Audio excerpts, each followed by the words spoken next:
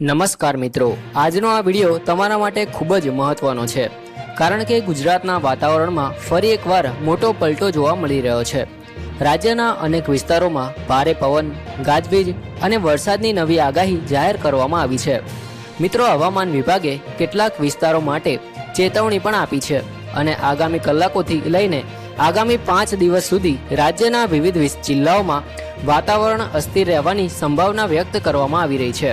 તેથી મિત્રો, આજનો વિડીયો અંત સુધી જરૂરથી જોતા રહેજો, કારણ કે આજે આપણે જાણીશું કે કયા જિલ્લામાં વરસાદની સૌથી વધુ શક્યતા છે, કઈ જગ્યાએ ભારે પવન ફૂંકાઈ શકે છે, ક્યાં વીજળી પડવાનો ખતરો છે, ગુજરાતમાં ચોમાસું ક્યારે પહોંચશે અને અરબી સમુદ્રમાં સક્રિય થયેલી સિસ્ટમની શું અસર પડશે, તેમજ હવામાન નિષ્ણાત અંબાલાલ પટેલે કઈ નવી આગાહી કરી છે તેના વિશે સંપૂર્ણ માહિતી મેળવવાના છીએ।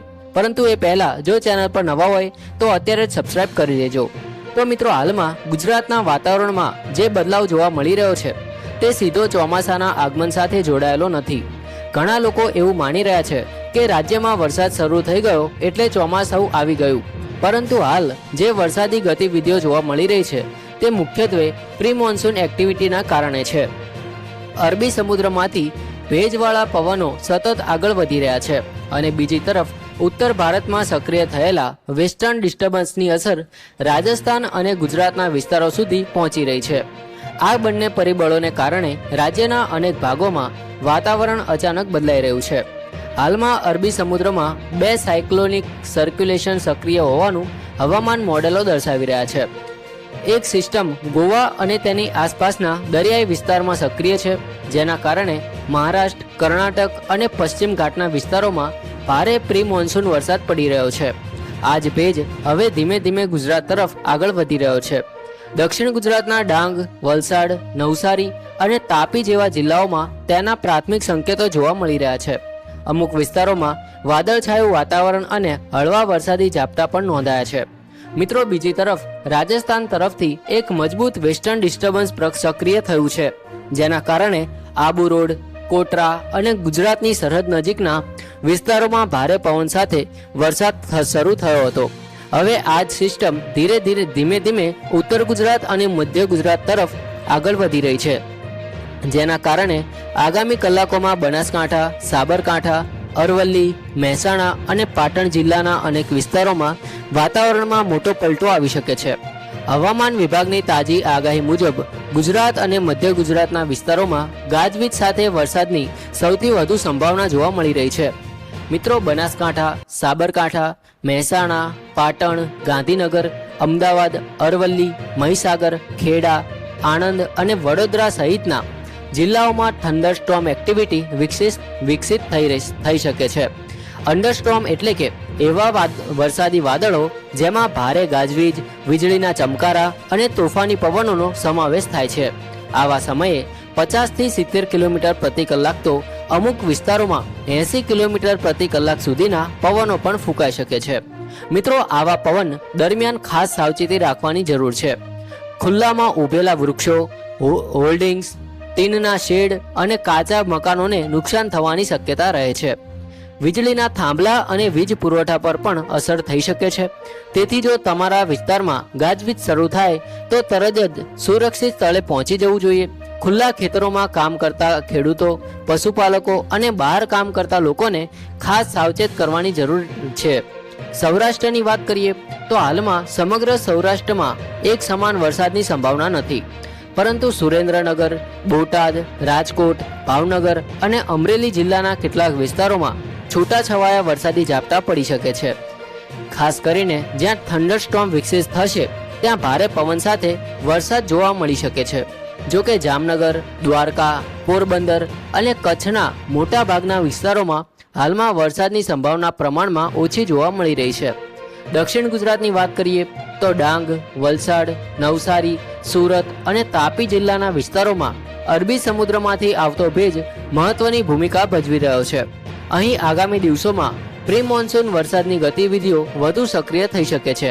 ખાસ કરીને બપોર બાદ અને સાંજના સમયગાળામાં વાદળછાયું વાતાવરણ સાથે હળવા અથવા મધ્યમ વરસાદની શક્યતા રહેશે। હવામાન વિભાગ દ્વારા 4 જૂન માટે જાહેર કરાયેલા નકશા મુજબ રાજ્યના અનેક વિસ્તારોમાં વરસાદની સંભાવના હજુ પણ યથાવત છે. અરવલ્લી, મહીસાગર, દાહોદ, પંચમહાલ અને છોટા ઉદેપુર જેવા પૂર્વ ગુજરાતના જિલ્લાઓમાં ગાજવીજ સાથે વરસાદ પડી શકે છે. દક્ષિણ ગુજરાતના સુરત, ભરૂચ, તાપી, નવસારી, ડાંગ અને વલસાડ જિલ્લામાં પણ વરસાદની આગાહી કરવામાં આવી છે. સૌરાષ્ટ્રના ભાવનગર, અમરેલી અને ગીર સોમનાથમાં પણ છૂટાછવાયા વરસાદી ઝાપટા પડી શકે છે. મિત્રો, 5 જૂન પછી વરસાદના વિસ્તારોમાં થોડો ઘટાડો જોવા મળી શકે છે, પરંતુ દક્ષિણ ગુજરાત અને સૌરાષ્ટ્રના કેટલાક વિસ્તારોમાં હજુ પણ વરસાદી ગતિવિધિઓ ચાલુ રહી શકે છે. ખાસ કરીને દરિયાકાંઠાના વિસ્તારોમાં ભેજનું પ્રમાણ વધતા વાદળોનું નિર્માણ થવાની શક્યતા રહેશે. તેથી આ વિસ્તારોમાં રહેતા લોકોએ હજુ પણ સાવચેતી રાખવી જરૂરી છે. હવે જો આપણે આગામી સપ્તાહની વાત કરીએ તો હવામાન મોડેલો મુજબ 6, 7 અને 8 જૂન દરમિયાન રાજ્યના મોટા ભાગના વિસ્તારોમાં વરસાદની સંભાવના ઘટી શકે છે. જો કે દક્ષિણ ગુજરાતના અમુક વિસ્તારોમાં હળવા વરસાદી ઝાપટા ચાલુ રહી શકે છે.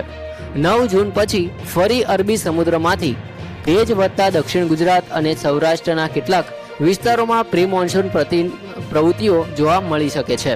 મિત્રો, હવે સૌથી મહત્વનો પ્રશ્ન એ છે કે ગુજરાતમાં ચોમાસું ક્યારે આવશે? તો હાલના અંદાજ મુજબ કેરળમાં ચોમાસાનું આગમન થયા પછી તે ધીમે ધીમે મહારાષ્ટ્ર તરફ આગળ વધશે. મુંબઈમાં અંદાજે 10 થી 12 જૂનની વચ્ચે ચોમાસું પહોંચી શકે છે.